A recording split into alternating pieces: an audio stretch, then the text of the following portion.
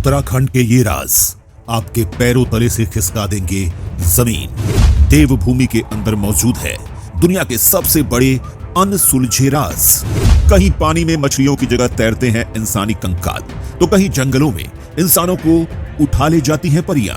उत्तराखंड, जिसे पूरी दुनिया देवभूमि के नाम से जानती है, जहां महादेव निवास करते हैं, जहां से गंगा नदी निकलती है, जहां केदारनाथ मौजूद है, जहां अमरनाथ की यात्रा होती है। लेकिन क्या आपने कभी सोचा है कि उत्तराखंड की देवभूमि में कई ऐसे भी अनसुलझे राज छिपे हैं, जिन्हें सुलझाना तो दूर, बल्कि उन राजों का नाम सुनकर वैज्ञानिक कांप जाते हैं। चलिए दोस्तों, पहले बात करते हैं उत्तराखंड के उन राजों की जिन्हें आज तक कोई नहीं सुलझा पाया।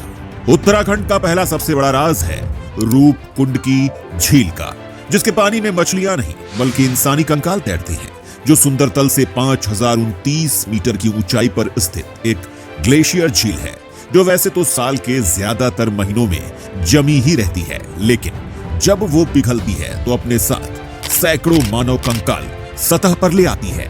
वैसे तो इस झील की खोज 1942 में की जा चुकी है, लेकिन इसके रहस्य को सुलझाने का दम आज तक किसी में भी नहीं है।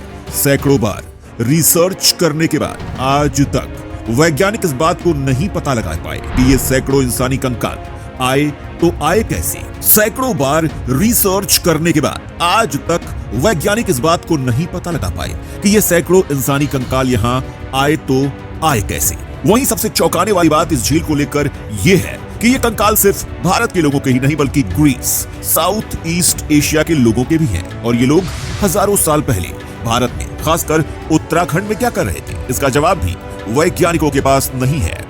दोस्तों, उत्तराखंड का दूसरा राज है जीतू बगड़वाल और रैथल के जंगलों की परियों की कहानी का। आप बेशक से देवभूमि को देवों की भूमि के नाम से जानते हैं, लेकिन ये बात भी सच है कि उत्तराखंड में परियां भी वास करती हैं, और जिन्हें लेकर जीतू बगड़वाल की कहानी पूरे उत्तराखंड में मशहूर है। कहा जाता है कि एक बार जीतू ने गांव से अपनी बहन के ससुराल जाने की तैयारी की, लेकिन उसकी मां ने उसे पहले ही समझा दिया था कि बेटा, पहाड़ की चोटी पर बांसुरी मत बजाना। जीतू जब रैथल के जंगल में पहुंचा तो फूलों से भरी पहाड़ियां देखकर वो बहुत खुश हुआ और बांसुरी बजाने लगा। बांसुरी की मधुर धुन सुनकर उसके सामने 7 अक्षरियां यानी परियां चली आईं और बांसुरी की धुन पर नाचने लगी। जीतू को अब डर लगने लगा, और जैसे ही उसने बांसुरी बजाना बंद किया, परियां उसे अपने साथ ले जाने लगी। जीतू ने उनसे कहा कि मैं इस वक्त तुम्हारे साथ नहीं चल सकता हूं। मैं 6 गते आषाढ़ को खेत रोपाई करने के बाद ही तुम्हारे साथ चलूंगा। जिसके बाद से जीतू उदास रहने लगा। वह समझ चुका था कि यह उसका आखिरी वक्त है।